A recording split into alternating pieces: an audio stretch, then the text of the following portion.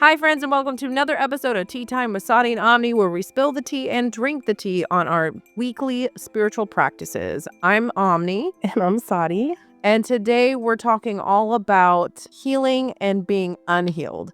We're going to share some fun stories from our past that we can look back on and laugh about. And we're also going to get kind of deep with it and talk about some things that brought up some negative feelings. And we got some good stories to share, so let's get into it. Okay, so I'll tell one. One time, me and it was my boyfriend at the time, and we were going from Danville, Illinois to Champaign, Illinois. That's like a small town to another bigger town where the U of I is at. About a 30-minute drive. And we're going down the highway, and it's a 2-lane highway. And this semi is just riding beside another semi for almost the whole trip. I'm getting so frustrated, and I'm young. I would have so much anxiety with that. Oh no, I was a rage driver. I will tell you, not only did healing help, but having kids helped me with that, because I used to brake check people and be like, hit me, motherfucker. Like I didn't give a shit. I was a little hothead.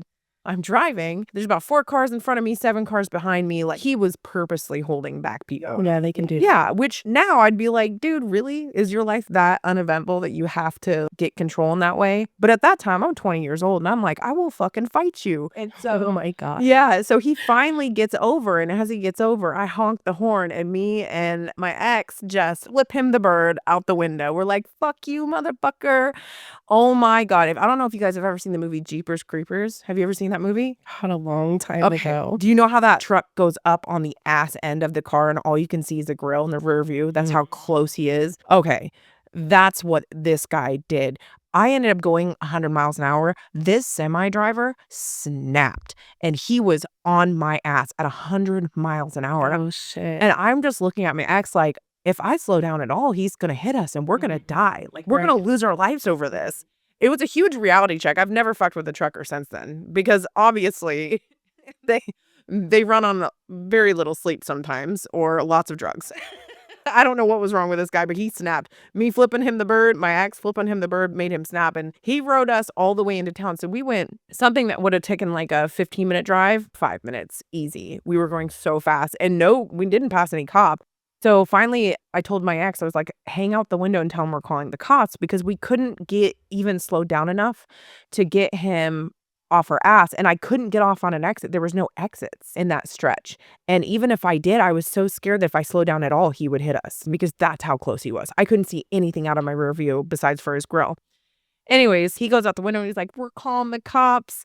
And he goes off on an exit, and I couldn't catch his number. I couldn't see the back of his truck to report him or anything. And we just took it as a life lesson, and he probably was high on life after that. But I just look at that now. I'm like, why did that bother me so bad? I wasn't in a hurry to get anywhere either. That's the other thing. Right. It wasn't like I was running late. I used to be like that too. I grew up in Florida. I just had to get there fast.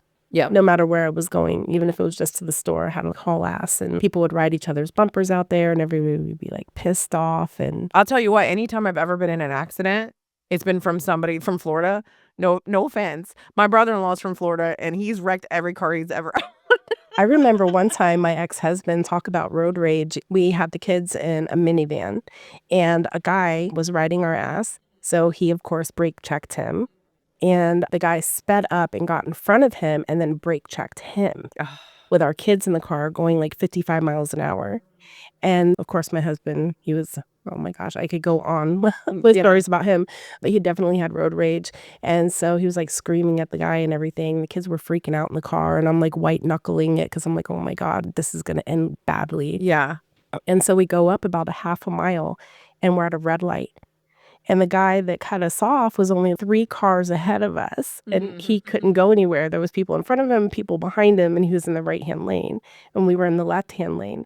So my ex-husband threw the car in park, calmly gets out of the car, and the guy had no idea. It's Florida, it's hot. He's got his windows rolled down on both sides, and all of a sudden, I see my husband punch through the window, and I see the guy's hat go flying out the passenger side. He calmly walks back down through traffic, and I was like, "Oh my God!" This is before TikTok, because we see these videos on TikTok now. He would have been identified. And so he gets back in the car, and we still sit there for about another 2 or 3 minutes waiting for the light to turn green. Oh, he didn't come out? The guy was knocked out. Oh, He completely knocked him out, knocked his hat out the other side of the window, and he gets back in the car. We're still at the red light, and people are looking around like, what the fuck? the guy was out cold? Knocked completely out. Could you imagine waking up and being that guy? Like, what the fuck happened? What just happened? Right? Because he didn't even see him coming. Obviously, he still had his window rolled down and everything. So I was just like, wow. I did That was the way to do it. I didn't do that one. I was hothead. I was unhealed and I had a lot of work to do on myself for a lot of reasons. Having children changed me a lot. Not completely, but a lot in the sense where I put their safety before my own. So before I'd be like, let's fucking fight. I don't care if you got, I wouldn't even think if someone had a gun on them. And I lived in Chicago too. Like that's not something that is a good flex. You should think of that. Right. There's a lot of things I've gone through where I'm like, how did I live through that? Thank you, spirit guides. Yeah, for me, my kids didn't even change me. I would do things like that with my kids in the car, obviously. No, for me, I was like, I can't brake check them because I got my baby in the back. Yeah. I think that was a big life-altering event in my life.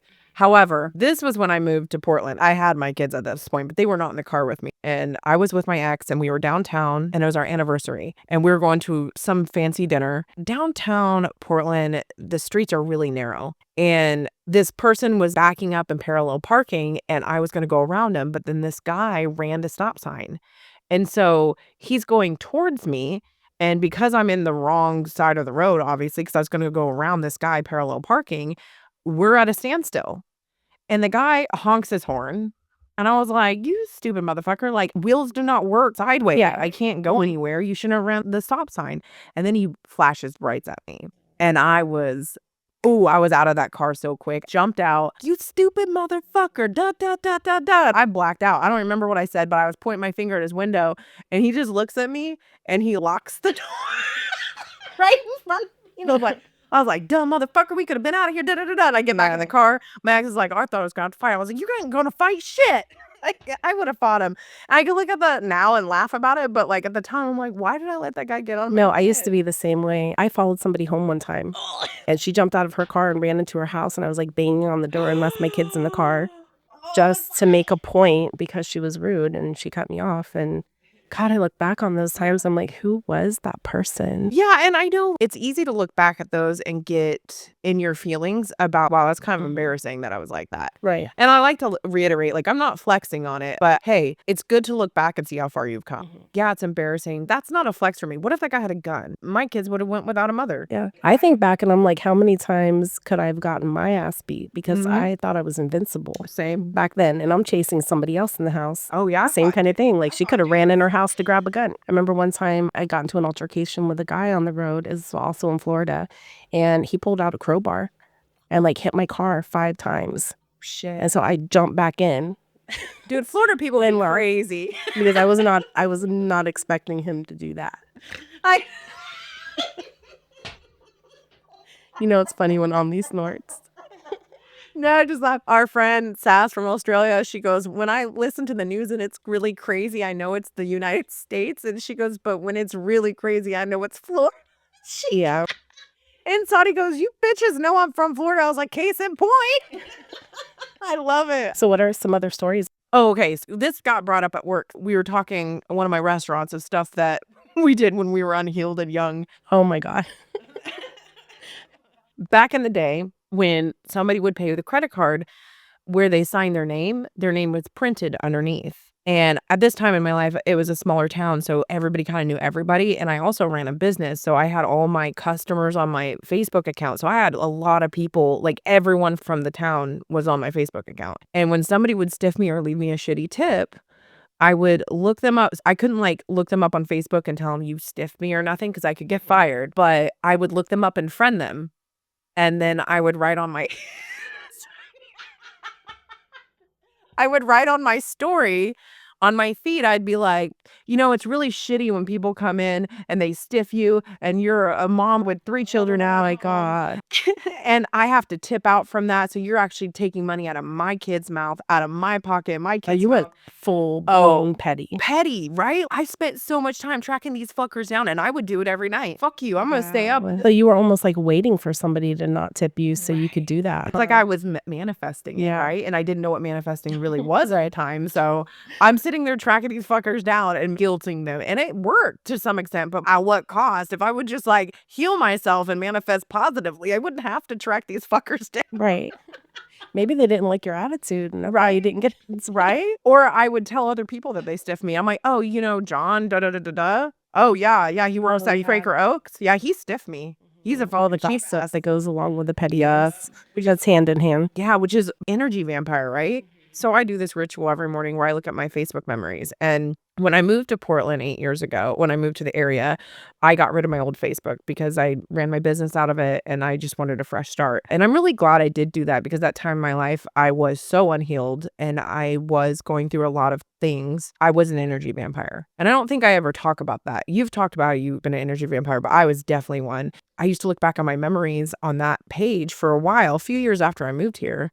And I was so negative all the time. I would just get on Facebook to complain every single day. It's nice to see cycles. We talked about in that one tea time, you know how you said you thought your birthday was cursed and all that, and really it was just a cycle repeating itself. Right. The universe was trying to teach you a lesson. I like looking back because I'm like, holy shit, it was the same time this time of year last year and 3 years ago that I was saying the same thing. Right. My old Facebook was a reminder how low vibrational I was. When you're wasting your time on petty shit, like looking people up who stiffed you as much as you want to do it. Now, if somebody stiffs me, I'm like, they're going to get what's coming to them. And the universe got me. The next person's going to give me double. Yeah, it does even out. You just got to keep that high vibration. Yeah. I remember about 8 years ago, I actually got fired from a job. Mm-hmm. I was really proud of myself because the old me, I would have gone psycho on this chick. She got me fired and... Tell the story, yes. Sorry, I know what you're talking about for once. So she was a supervisor and she was super lazy. And all she did was just sit with her friends and eat my entire shift. She would get up to do one thing if I asked her to, and then she would sit back down. And I worked at a busy 24-hour restaurant. And a lot of times it was just me and the cook. And that's it. I was running lottery. I was making milkshakes. You know, I was bussing tables. I was doing everything. And I was exhausted. And she was there to be my support. And she was not supporting me. So we all have those coworkers. Yeah. So one night, long story short, there was a game night. And there were people that were waiting on a certain game. And they were lined up from 2:30 in the morning in a line so they could be one of the first people to get their game. And we were not expecting it. My business was at least triple what it usually was. And it wasn't the normal people coming in to order food and a drink. They were mostly teenagers. And so they were ordering pie shakes and French fries and not tipping. And it was just, the whole place was crazy. There was like an hour waiting list at 3 o'clock in the morning. And that's usually my downtime when I would start getting ready for the morning coffee drinkers and the calmness, you know? That's the full-blown server nightmare right there. It was a nightmare. Anyway, I kept asking her for help and she would help me and do one thing. And then she would sit back down at the table with her friends. Didn't you say that she was taking tables and keeping them too? So when I would ask her to help, she would look around the restaurant and identify the easiest table for her to take. It had no rhyme or reason or order. It didn't matter if they had been there for an hour or just got there. She would go and take one table, put their order in under her number, so she would get the tip from it. She'd bring their drinks, and then I was running their food. So it didn't really help me because she wasn't actually taking care of that table. She would just put their order in and go sit back down. So I would have to run their food and refill their drinks and clear their table, and she was getting the tips from it. And as a manager, she shouldn't be getting tips. Yeah, so I kind of just like freaked out on her. I was like, hey, if you're not going to get up and help me, if you're going to take a table and you're going to take the tip, then you need to complete the table because I'm too busy. Exactly. I'm only one person. And I embarrassed her in front of her friends. So she took me in the kitchen and she's like, you do not talk to me like that. She got in my face and like pointing in my face. And she's lucky you didn't deck her. My old self would that, definitely. No, so then I looked around and I was like, you know what?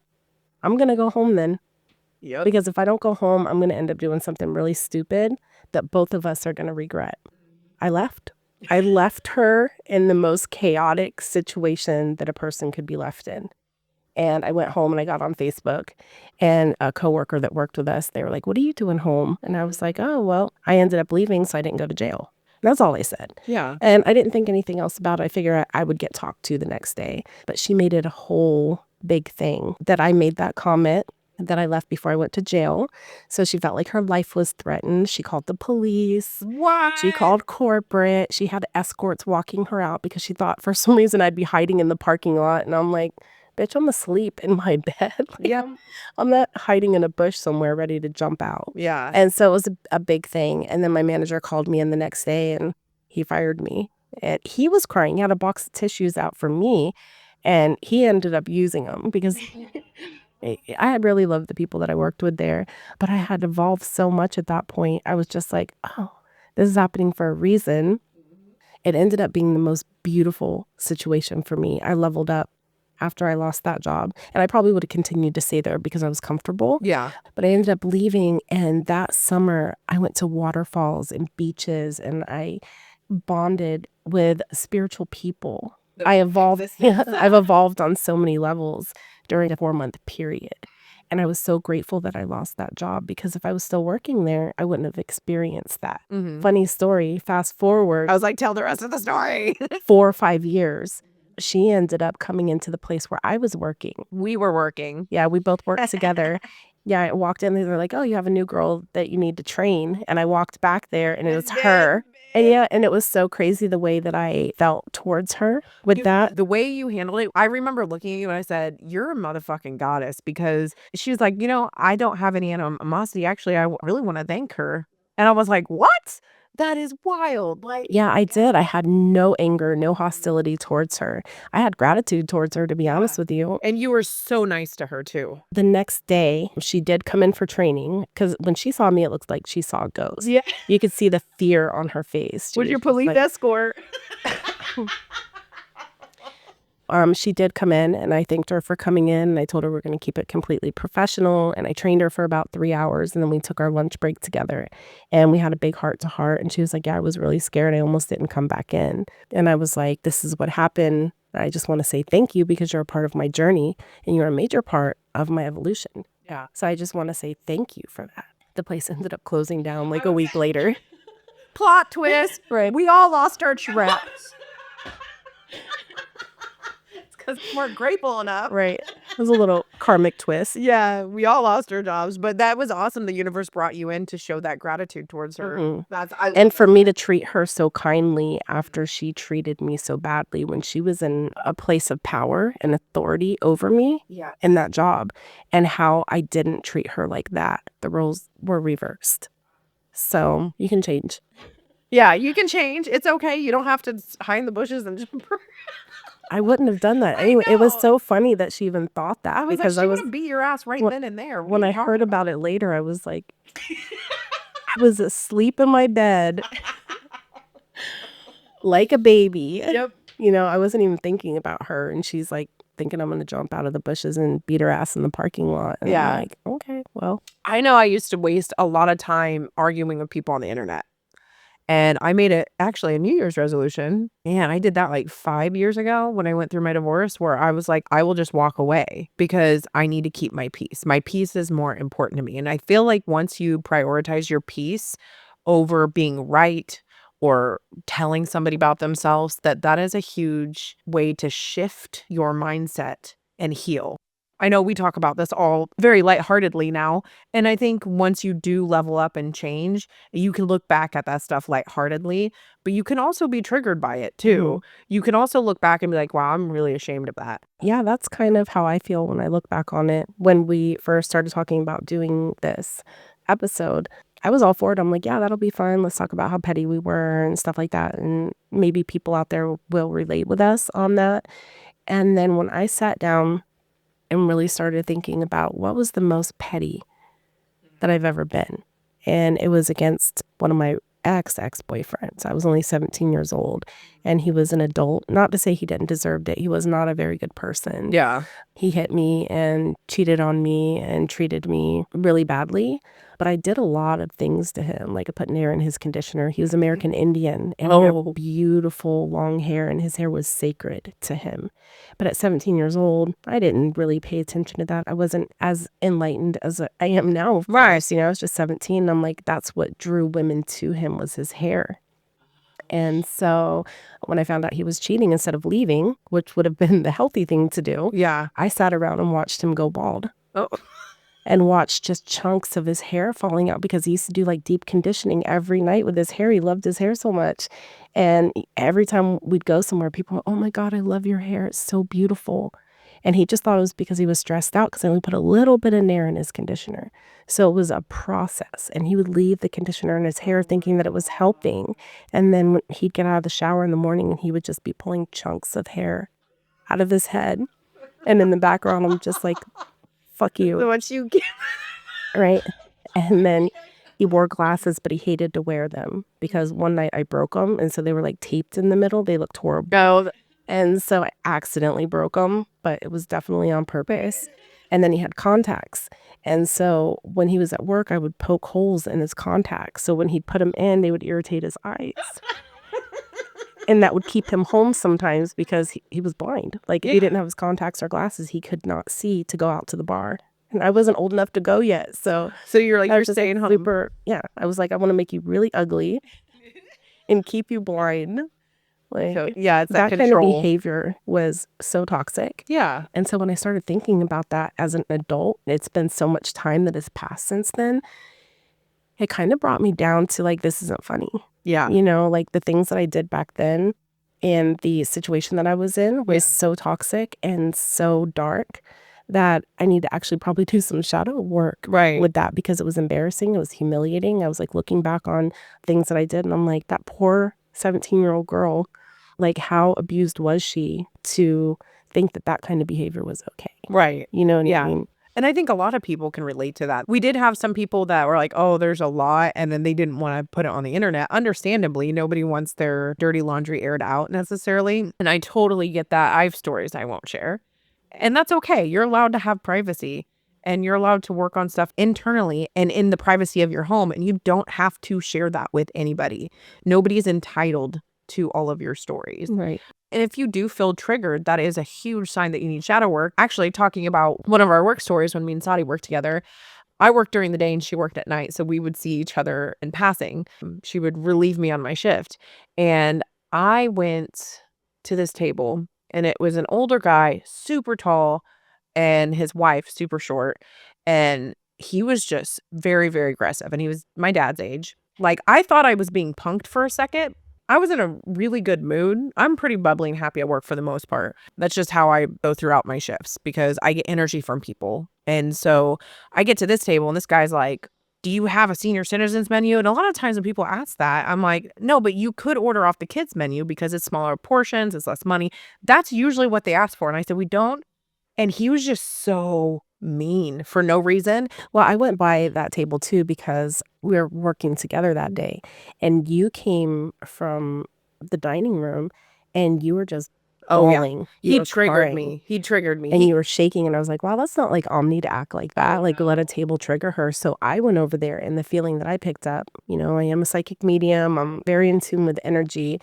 And the way I was at work with people would give me the mean tables because I would just kind of have a way with them and just I could vibe with their energy and take care of them. Right. So in my mind, I was thinking, well, I'm going to go over here, take over for Omni and help out and probably resolve the situation, which I could usually do with people. Right.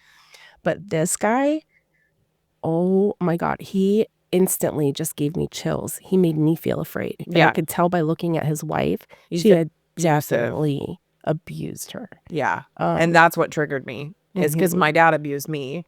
Right. And he's being aggressive towards her. And now you're at work. It's not like you're in a situation where you're in a safe place to like reflect on shadow work or do any of that shit. But you're at work. And he talked to me like I was stupid, which is something my dad did growing up. And I just remember walking away from the table and going to the back and having a panic attack. And that's never. He ended up getting asked to leave. Yeah. It's never. Our management. Because he was just that. And let me just say, at that restaurant, they do not do that. They do not kick people out. They do what they call a table recovery, where they have another server take over for them, which is bullshit. Well, that's what I was planning on doing in the first place because that's how we did it there. Yeah, but that was the recovery team. Then I got over there and I was like, fuck this guy. His energy, his aggression, it all was very triggering for me. And then the manager that usually hates when servers cry and I looked at him and I was like, you know, because I never let anybody get under my skin. I manage people very well. I said, nobody's ever gotten under my skin. And I was like hiccuping and I was like, he was just so mean. He's like, what happened? I was like, he's just so mean for no reason. reason. I don't even think you got the whole thing out. No. Like, you started stumbling over your words and he marched out there and pushed out there. He goes, especially after I came back, and I was like, this guy is like bad news. The guy stood up. The guy's like 7 foot tall. And then our manager's like, I know. Why was he a giant? I know. He's a giant. Yeah. And then our manager was just staring straight up at him. I'm like, if you're that big, like, you shouldn't have to use your words to be intimidating. Man, he was aggressive. Like, all you have to do is stand up and people just get scared. This guy, man, he was definitely meant to go into my life. And Sahdi looked at me and goes, if he triggered you that bad, you got shadow work. And that was the first time I really reflected on how I needed to heal from my dad. So that he was meant to come into my life that day, because I was having the best day ever too. And that happened. I was like, fuck. I know you were so excited to see me because we never worked together. We were so happy, and then the next minute I turn around and she's just like falling apart, like having a complete meltdown. I was like, I'm cut. Fuck that, I'm cut. I'm not taking any more tables. Yeah, I got some good sympathy tips though from the surrounding tables that saw how he talked to me and stuff. Like, I'm out of here. So I think that's all the tea we have to spill on this episode. And as always, you guys, remember to keep your minds open. Namaste, bitches.